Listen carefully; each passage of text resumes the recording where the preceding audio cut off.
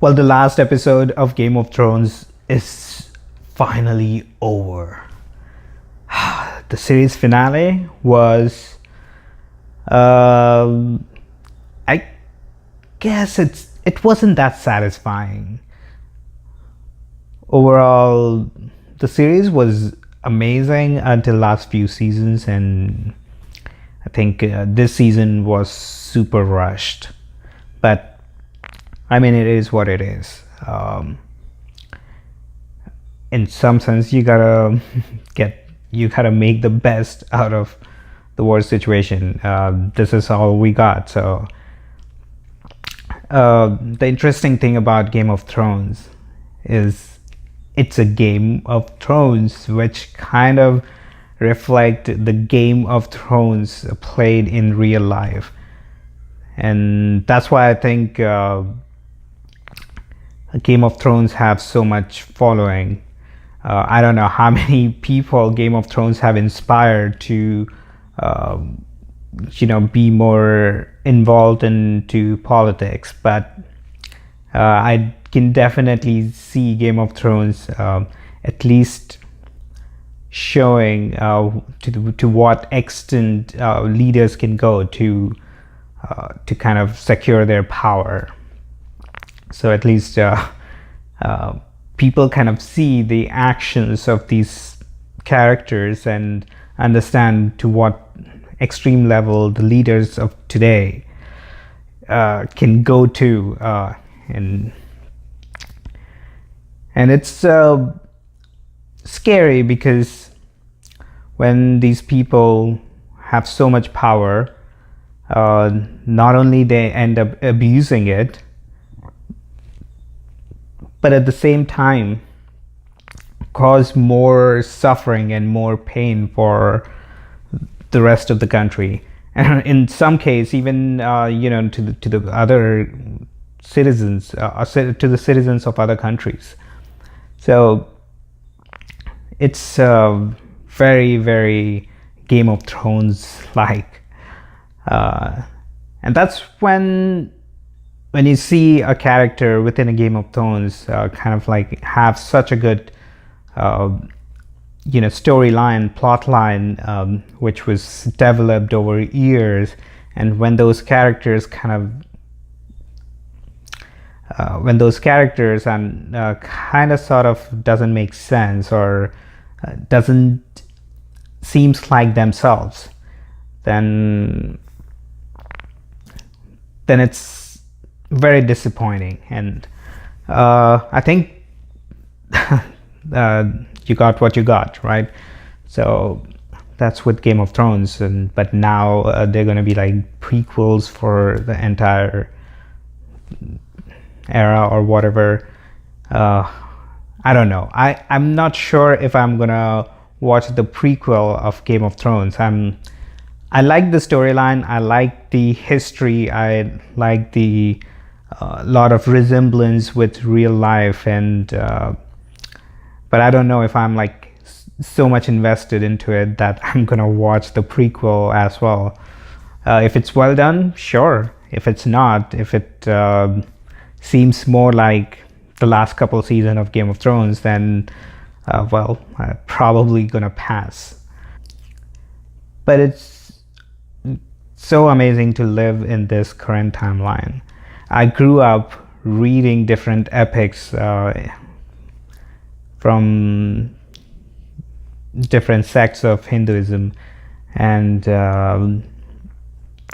Game of Thrones is one of those shows which could be passed as epic.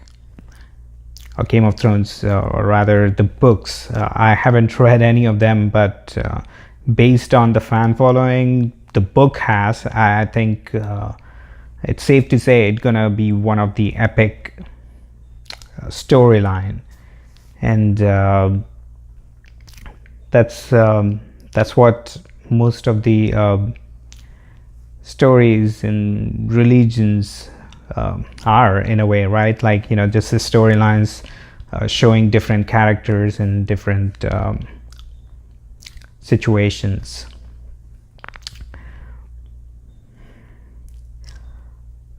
But I ponder on like what the current situation looks like and what the future gonna be, because as an immigrant I have very I would say it's kind of hard to kind of worry about your status. I'm a legal immigrant here, but I still have to worry about my status. And on top of that, the new laws which are coming into place are not going to help. Or I don't think that Trump administration can create any good law.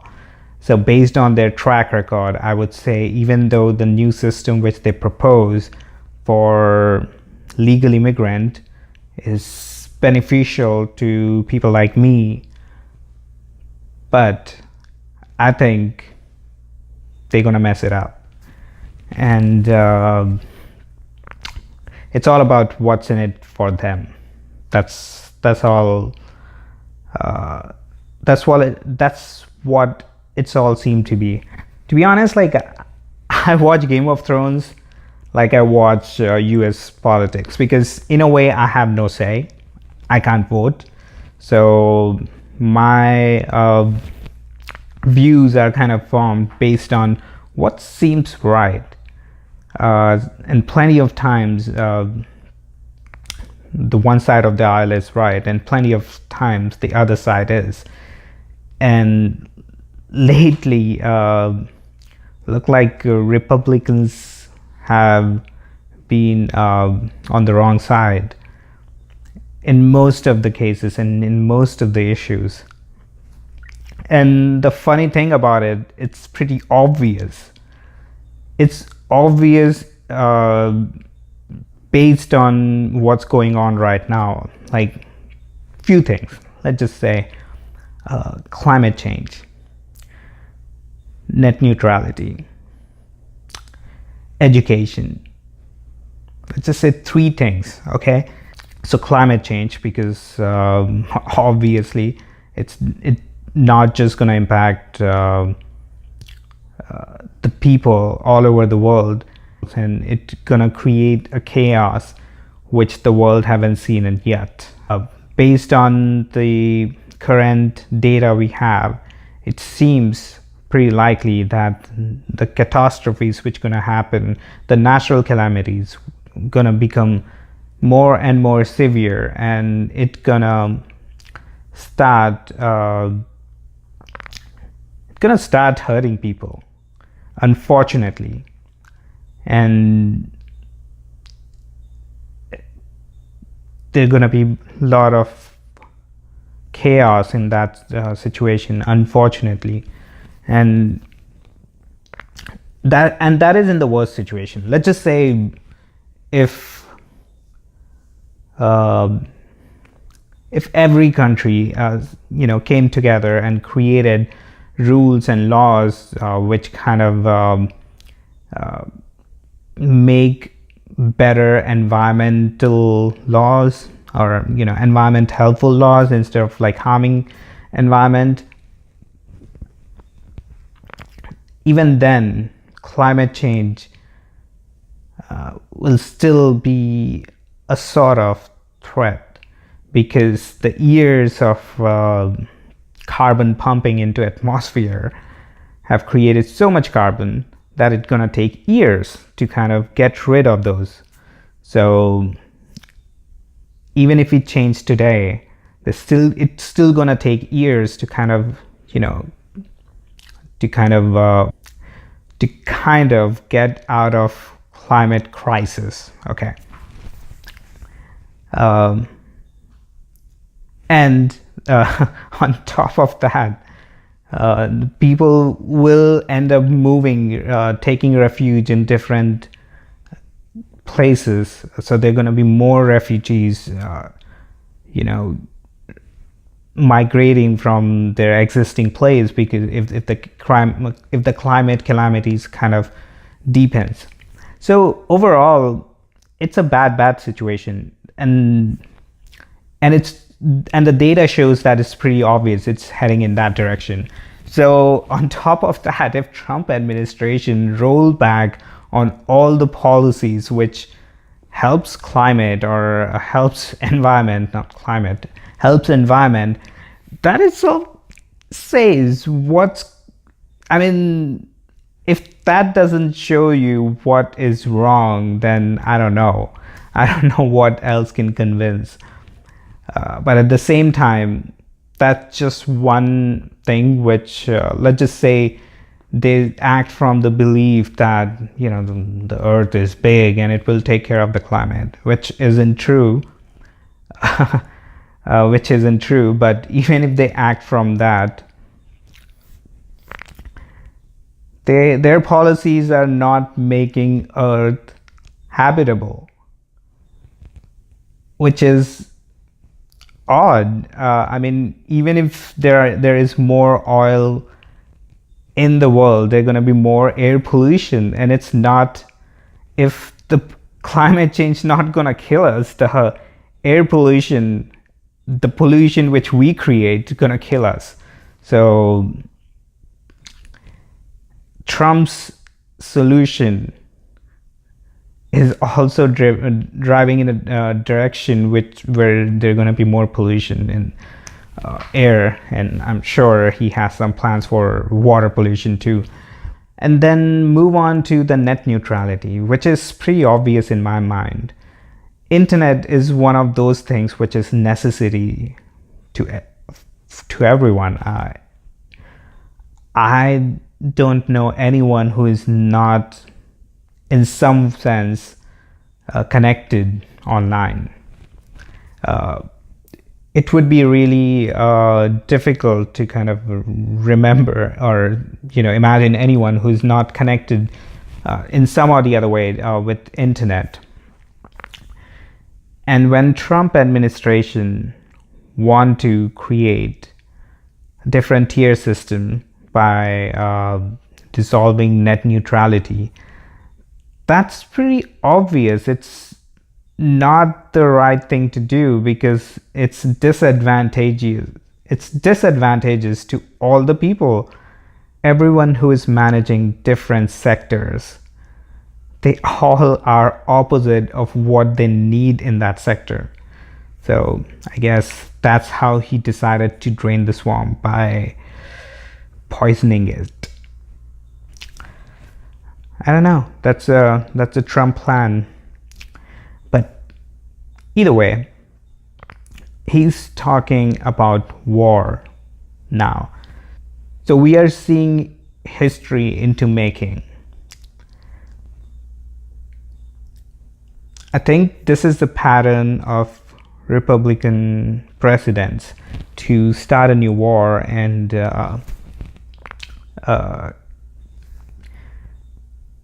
kind of win the second term. I think I know Bush did it. I know he's doing it, and if I'm not mistaken, Bush Senior did that too. And of course, Democrats have been just following the tradition, I guess. Democrats don't like to set a precedent. That's been their stance. So in this situation, I feel so sad for the rest of the world who has to deal with Trump, right? Because he is warmongering on so many different countries. And this will lead nowhere other than destruction of so many different resources and lives. It will destroy countries, basically. And talk about Mad King. So it's ironical in a way to see Game of Thrones in a timeline where they kind of show about how leaders with power, or corrupted leaders with power, or bully with power can create so much damage. And we are seeing the live example To be fair, Trump haven't started any wars yet, but the way he talk about it, uh, I think that's the direction his government is heading towards. I have no say here, but I do have stakes here. I live here. I work here. I have friends. I have family. I have interest. I have things which I love to do around here. I pay taxes, even though most of the benefits from the taxes are not gonna trickle down to me, but I'm okay with that. I enjoy living here.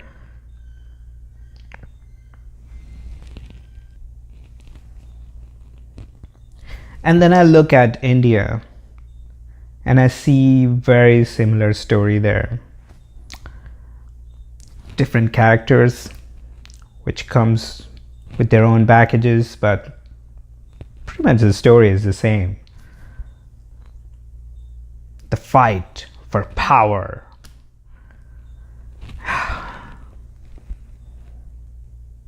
And also throughout the world, of course. And all this Game of Thrones, the real losers are the people.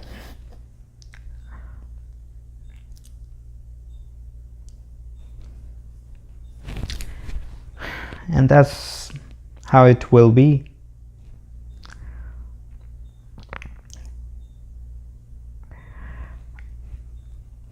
Or maybe the technology will create new ways to kind of empower people, and hopefully that will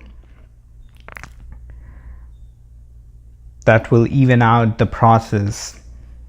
You know, people actually would have say in making the laws which actually affect them.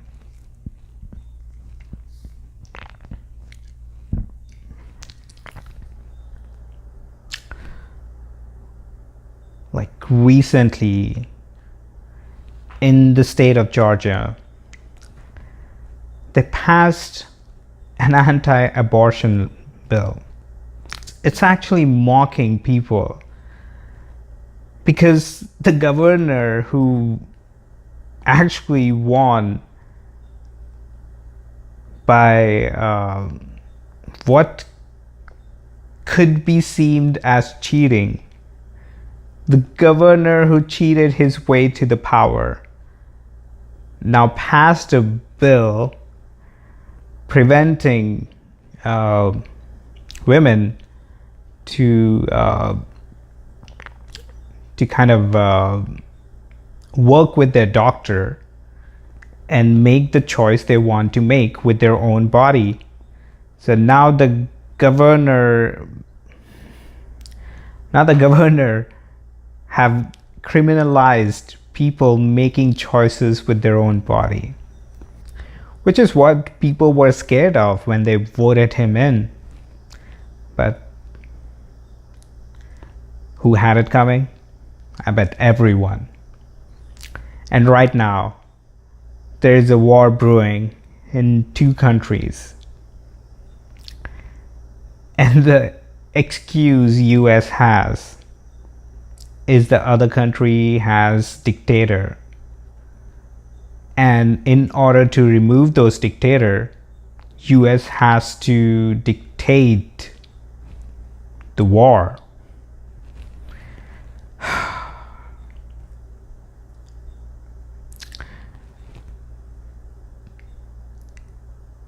And I don't know if he's gonna end up starting a war and then probably win a second term, because you know, he started a war, he did something, and you know, Americans reward warmongers, especially Republicans in most of the cases. And now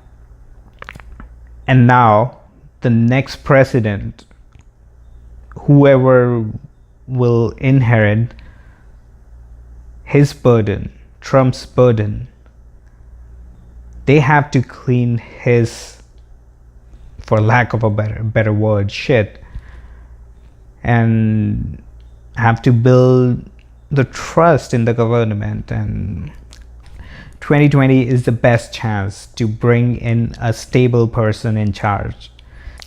In all the candidates which are running for 2020 presidential bid, my personal favorite is Tulsi Gabbard.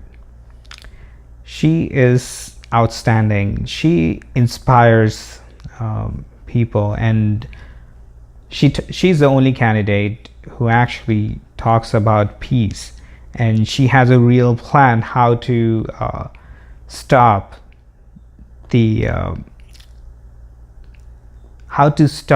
export of terror through US government. And the exporters are, these multi-billion military industrial complex. So they export all the terror through US government just to make more money.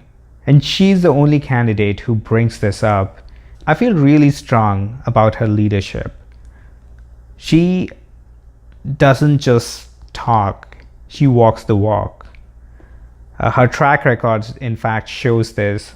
All the proposals and bills she backed, she has a reason, she has her own logic.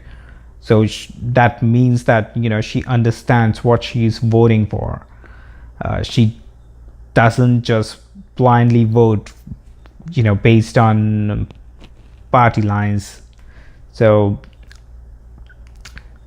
and she has done a lot of right things in that situation. She stood up for Bernie Sanders back in 2016 when she was in charge of the election committee, if I'm not mistaken, and she resigned from that committee because she saw the unfairness towards Bernie Sanders. So she is that kind of person who kind of, in a way, reject power to do the right thing. And that's the quality of the leader. And that's why I feel she is the strongest candidate. Her game plan actually adds more benefits to US in all directions by not just stopping the needless wars, but at the same time funneling the money in the country where it's actually needed for all the domestic projects. And instead of bullying other countries because of nuclear power, working with other countries would be more beneficial. See, here's the ironical fact. United States have Second Amendment that gives right to bear arms to any citizen and probably any resident. So the underlying belief is that everyone should be armed because we need a good guy in case there is a bad guy with a gun. And when it comes to the world stage, US don't want other countries to be nuclear armed. Well, you may ask, isn't it contradictory to their domestic policy where they want every person to be armed? No, because it's obvious. If every other country is nuclear armed, I can't imagine how quickly they're gonna be start of nuclear war. So that's the reason why not every country should have nuclear weapon.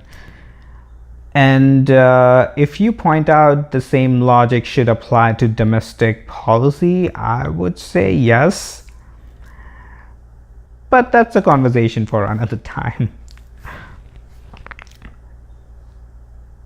And when US start these wars, needless wars, they actually send the good guy with the gun.